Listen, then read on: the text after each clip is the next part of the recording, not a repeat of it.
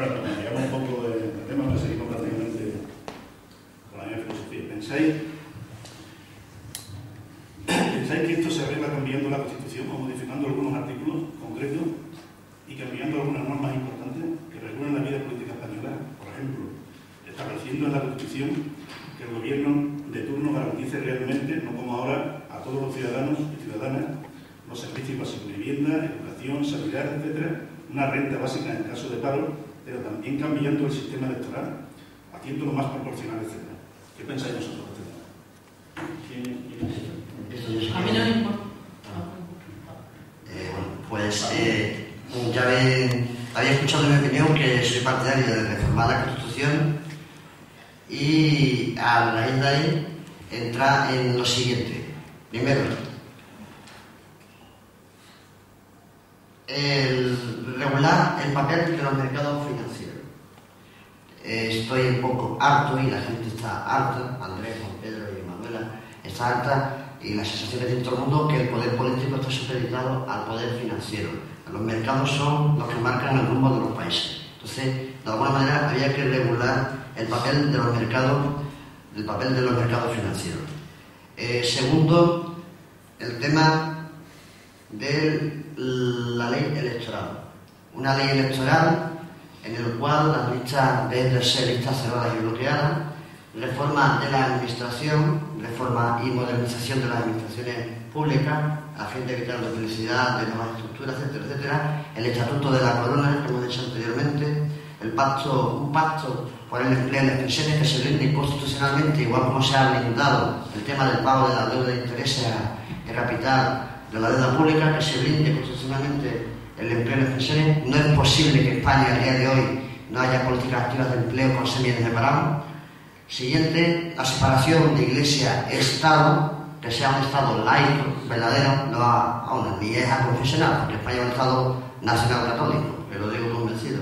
Reforma de la justicia, como todos sabéis, la justicia es el único poder que no se democratizó en la transición política. Hay que darle más medios, más recursos a los jueces, bien, pero eso que dice la Constitución española de derecho a la tutela judicial efectiva, yo creo que es ahora derecho a la tutela judicial en efectivo, con lo cual soy partidario de quitar la tutela judicial. También el pacto por la educación. No puede ser que cada 4 o 5 años que gobierne un partido distinto haya una nueva ley de educación. El pacto por la sanidad pública para que siga siendo universal, pública y gratuita. El modelo de Estado, yo soy firme convencido del modelo de Estado federal, seguramente a la mitad de las que están aquí no, soy republicano, federal, laico, y creo que el modelo del Estado federal es el más democrático y el más centralizado y el que más llega a la ciudadanía. ¿Cómo se concibe? Volveremos a verlo. Y por último, también regular lo que me he dicho antes, la democracia participativa. Los dos instrumentos que tienen al día de hoy el poder constituyente, como son los referendos, la iniciativa legislativa popular, y meter como poder constituyente también por el tema de la democracia. Sí, Marisa, porque te doy la palabra. Sí, vamos a ver, yo no estoy por la reforma, por ponerle un parchecito a esta Constitución que tenemos. O sea, es todo el sistema financiero, todo, o sea, no sé si alguien habrá visto la película del Capital, ¿no? Y lo que nos viene a explicar esa película es, pues exactamente, que le roban a los pobres para dárselo a los ricos. Un Robin Hood al revés. Es decir, esto tenemos que pertrecharnos de leyes que esto no se pueda permitir. Y esto, con una reformita aquí, con otra reformita allí, no va a poder ser. O sea, tenemos que poner a las personas por encima de todo. Y por supuesto, estoy contigo en el tema. Lo que he dicho, reforma lo que es el tronco. ¿Te parece poco cambiar de modelo de Estado, de blindar los derechos sociales fundamentales de las personas como es la sanidad y la educación? Es que regular el papel del poder financiero de los mercados. ¿Te parece poco eso? Esto no es reformista, ¿eh? Sí. Esto lleva actos como este. Es que como has hablado de reforma, por eso yo decía que no es reforma. Soy partidario de una reforma, no de una ruptura. No soy partidario de una ruptura. Si ponemos la Constitución como si fuera un árbol, bueno, pues yo digo que hay que plantarlo de nuevo. Y claro, para plantarlo de nuevo, en el lugar hay que arrancarla de nuevo. O sea, hay que arrancarla Y estoy absolutamente de acuerdo contigo en el tema del concordato y en el tema del acuerdo con la Iglesia. Porque, claro, quienes estamos contra el capitalismo, este feroz que se ha llevado de todo y que se va a llevar más, como continuemos así, se va a llevar más, no nos vamos a salvar, ni quienes nos creamos que estamos ahí en nuestros sillones diciendo, bueno, no me muevo, a ver si mi sillón no se lo lleva el tsunami. No, esto es un tsunami, se lo va a llevar todo. Es decir, y el tema del concordato, evidentemente, eso, vamos, el tema de las relaciones con la Iglesia, evidentemente, pero claro, ahí es donde yo veo el fracaso de los partidos políticos y de los partidos que han tenido poder. Que ninguno se ha atrevido con eso. Y esa mesa que es el capitalismo, sus patas son la Iglesia, el machismo y el patriarcado y mucho más. O sea, que aquí había que tocar muchísimas cosas. Bueno, ahí se pregunta, ¿no? Con Pedro podría decir lo mismo. Bueno, sí.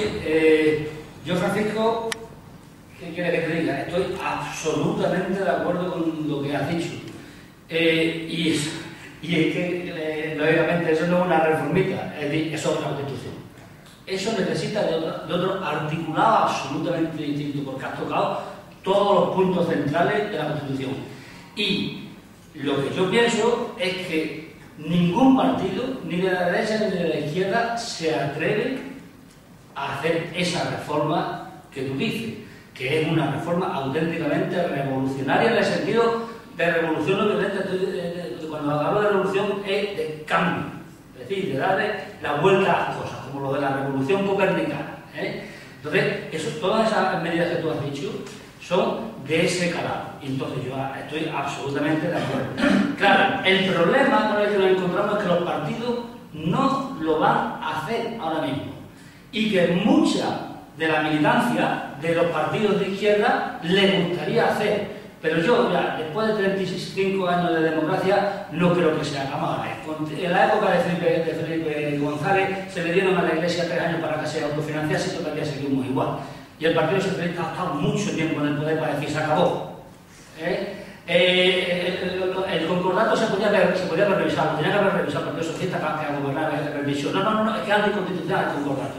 Y así sucesivamente, es decir, no hay voluntad, Andrea, que tú digas que hay voluntad, la hay desde que ahora está el Partido Popular en el gobierno. Cuando está el Partido Popular en el gobierno, entonces el Partido Socialista es de izquierda. Pero cuando está el Partido Socialista de izquierda, reformista, revolucionario y todo lo que sea. Pero cuando está en el poder, ni es de izquierda, ni es revolucionario, ni es del obrero, ni es nada. Y eso está claro. Es decir, quien nos metió en Europa, y tú que decías antes lo de Europa es importante, fue Felipe González. Y Europa no es tan importante si no es una Europa política y cultural. Y no es una Europa política y cultural, es una Europa absolutamente de los mercados. Y cuando se firmó Maastricht, precisamente el que era presidente de Inglaterra dijo, ya somos todos thatcherianos. Claro, ya ha ganado el neoliberalismo. El primer neoliberal que hubo aquí y que nos llevó por un programa neoliberal con la reconversión industrial y tal y cual, que es el nombre que se le dio, fue Felipe González. Y ese es el socialismo que hemos tenido. Ese es el socialismo que hemos tenido. Así que, Francisco, de verdad, estoy absolutamente de acuerdo contigo y es una auténtica revolución lo que está diciendo. Considerando algunos aspectos que tú has dicho y no quitándote en todo la razón, Juan Pedro, pero decir que todo lo que se ha hecho por parte del Partido Socialista Obrero Español no ha tenido un alcance social, me parece que no se ajusta a la realidad, Juan Pedro, pero verás. Yo creo que el problema fundamental que hay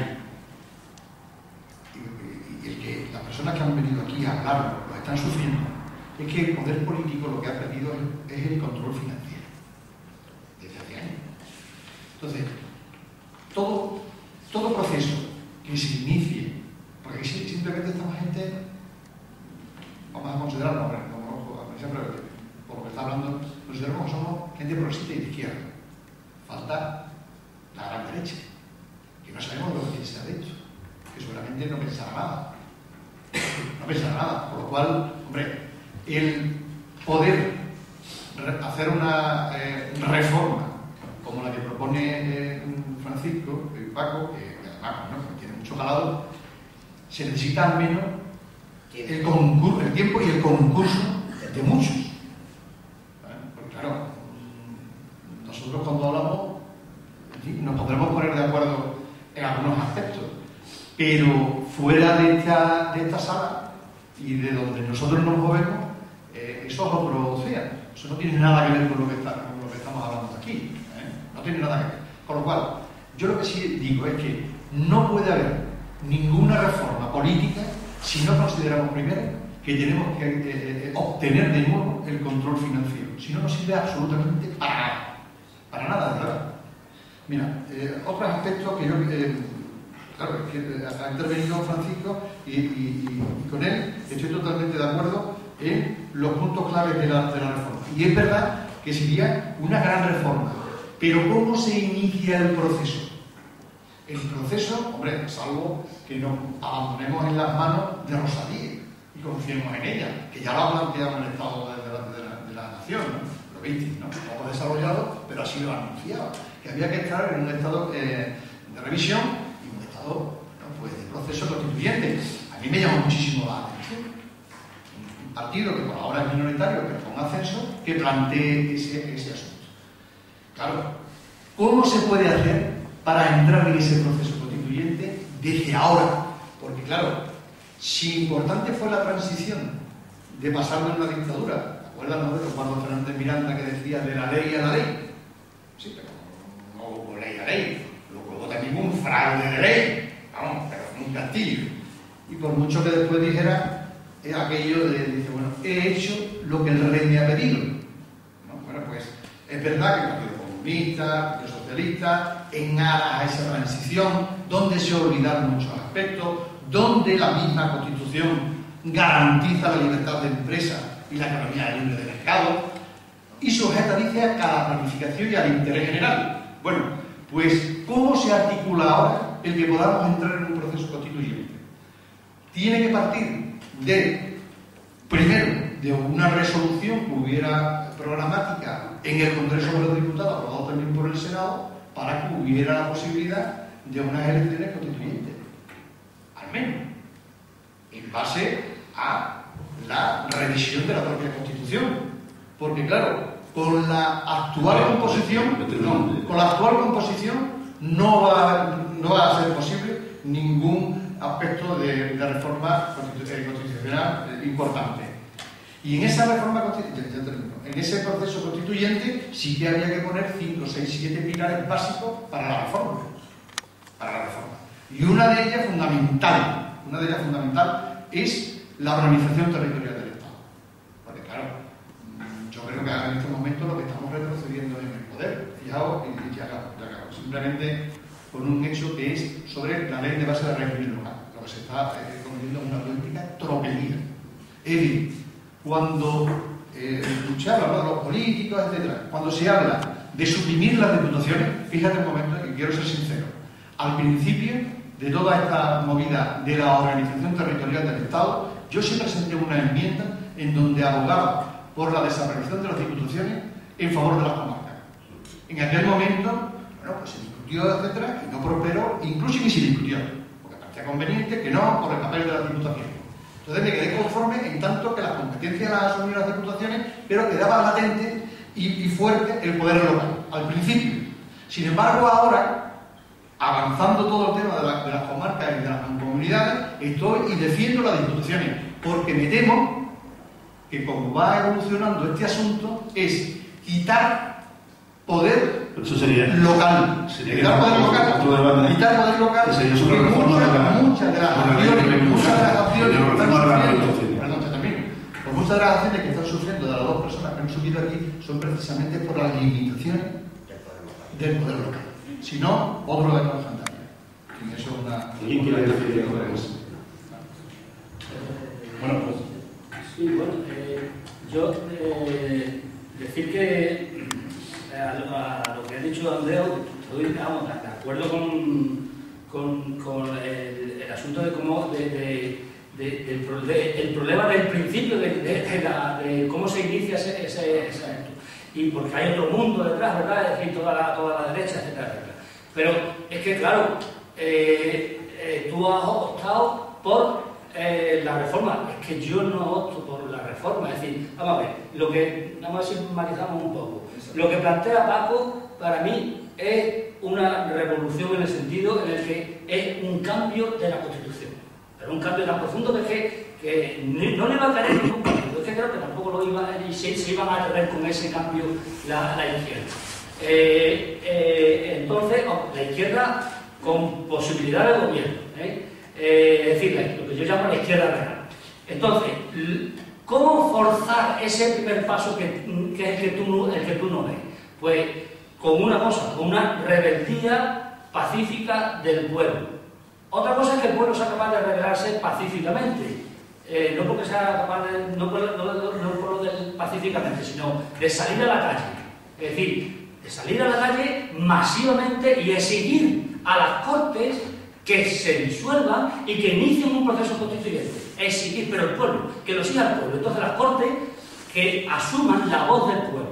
Entonces ese sería el primer paso. Por eso mi posición es rupturista, no reformista en ese sentido. No sé si queda claro. No, bueno, esa es también la vieja dinámica y el viejo debate también en la transición política. Los rupturistas y los reformistas, los monárquicos y los republicanos.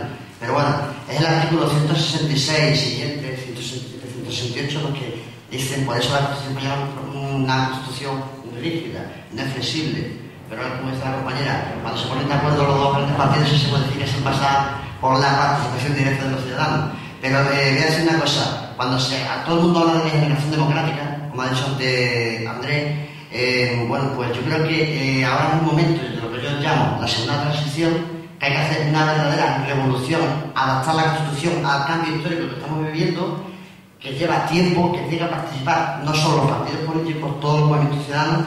Pero claro, a mí no me va a venir de hablar de generación democrática Rosalía, o un tal Rajoy, o incluso Rubalcaba, incluso Buenanquita, porque son la generación que hicieron posible la transición política. Ahora debe de apostarse por una nueva generación, que ya está bien,